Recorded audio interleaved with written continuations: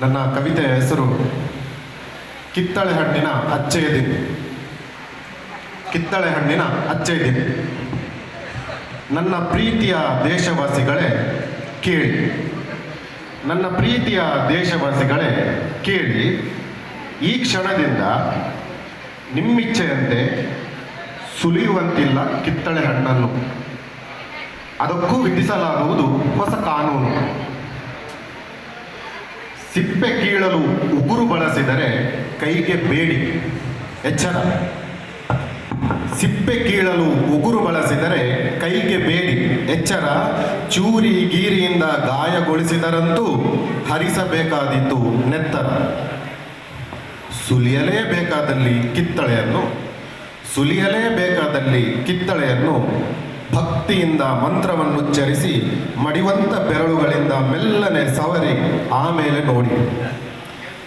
ನೋಡಿ ದಳದಂತೆ ಸಿಪ್ಪೆ ಬಿರುದು ಕಮಲದಂತೆ ಹಣ್ಣು ಅರಳುವ ಪರಿ.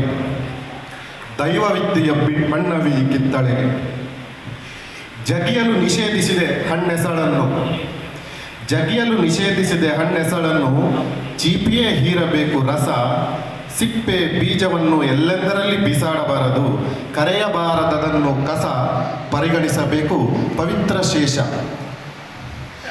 ಅವನ್ನು ಬೆಳದಿಂಗಳಲ್ಲಿ ಒಣಗಿಸಿ ಕುಟ್ಟಿ ಹುಡಿ ಮಾಡಿ ಗೋಮೂತ್ರದೊಂದಿಗೆ ಇಷ್ಟಿಷ್ಟೇ ಸೇವಿಸಿದರೆ ಹೊಟ್ಟೆ ನಿರ್ಮಲ. ಶ್ರದ್ಧಾಫಲವಿದು ಕಿತ್ತಳೆ. ಸಪ್ಪೆ ಇರಲಿ ಹುಳಿ ಇರಲಿ ಸಿಹಿ ಎಂದೇ ಹೊಗಳಬೇಕು ಸದಾಕಾಲ. ರುಚಿಯನ್ನು ಟೆಕ್ಕಿಸಲು ಯಾರಿಗೂ ಇಲ್ಲ ಅಧಿಕಾರ. ನನ್ನ ಪ್ರೀತಿಯ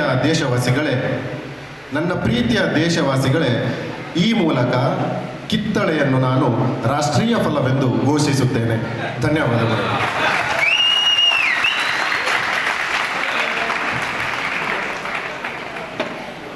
ಹಲೋ. ಕಡಿಮೆ ಮಾತನಾಡುವ, ಹೆಚ್ಚು ಗಮನಿಸಿ ಪ್ರಖರ ಕಾವ್ಯ ನೀಡಿದ ವಿಲ್ಸನ್ ಕಟೀಲ್ ಅವರಿಗೆ ಧನ್ಯವಾದಗಳು. ಅವರಿಗೆ ಇದೀಗ ಗೌರವಾರ್ಪಣೆ.